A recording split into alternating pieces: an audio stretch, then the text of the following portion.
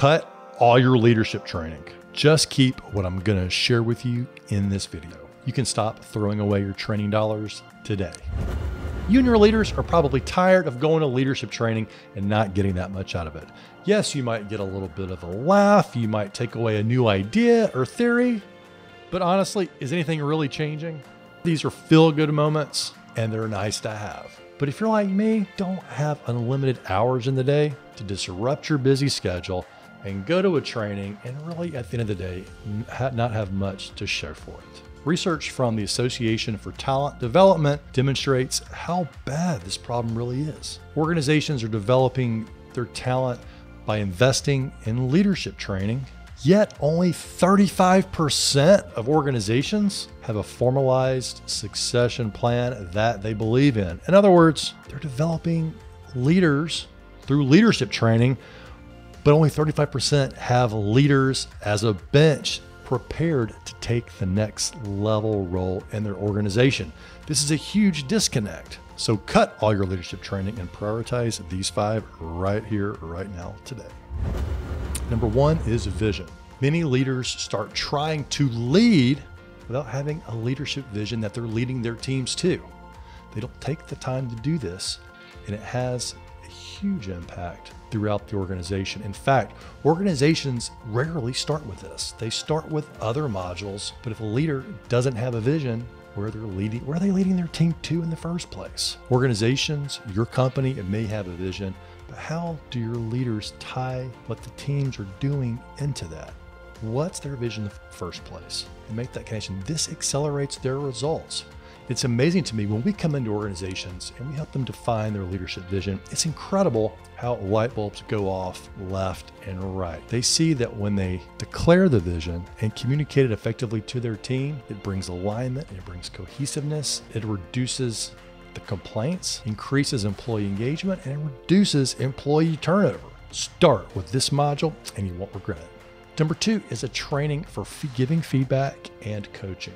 We usually combine these in the same training module because leaders usually mess these up and confuse them. Most leaders have never been trained in giving feedback. And it is an awkward conversation, and one's oftentimes that they have just once a year during their annual review, or they don't have them at all. So how good are you at having conversations you only have once per year? Yeah, this is one of the most important things you can do to help the performance of your leaders and their teams is to build an organization around feedback. So driving home training around this will help your leader become more effective and increase overall team performance. Coaching is different. A lot of times leaders think that they're giving feedback, but they're really coaching, or they're coaching and really giving feedback.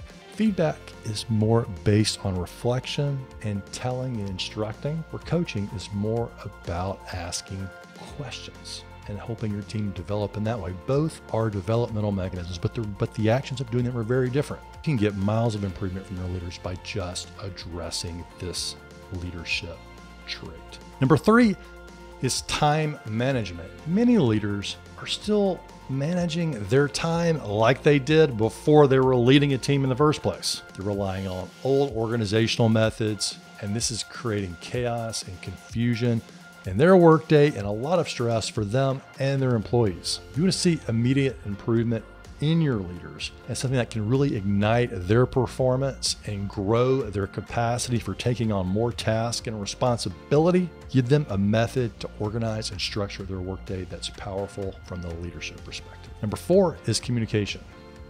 One of the biggest issues inside organizations is cross-functional communication. Yes, they may be communicating effectively with their team, but how effectively are they communicating teams outside their specific function? In other words, how does finance communicate to HR, and HR might communicate to marketing, marketing communicate to operations? How well is that happening? Because ultimately that's what drives a bottom line impact. Otherwise, you have people communicating inside their own function and they're making decisions without the input of other groups, which has bottom line EBITDA negative impact. So any leadership training platform that you're doing, this is an essential ingredient. The 5th one may be unexpected, but it is so important, and it is addressing and avoiding burnout in your leaders. A burned out leader is not very effective, and worst of all, a burned out leader usually burns out their team. Employees that are burned out are less productive and much more likely to quit. I've been speaking and writing about this for years, and most leadership trainings totally avoid this topic, but it's essential to help them drive well-being in the workplace, because you've probably heard your career isn't a sprint, it's a marathon. And so preparing yourself mentally and physically for the long haul is one of the best ways to drive long-term leadership results. Now start with these 5 modules and cut everything else. And then as you notice the results of these, then you can start to build on other modules that can increase the overall effectiveness, but build around these core 5.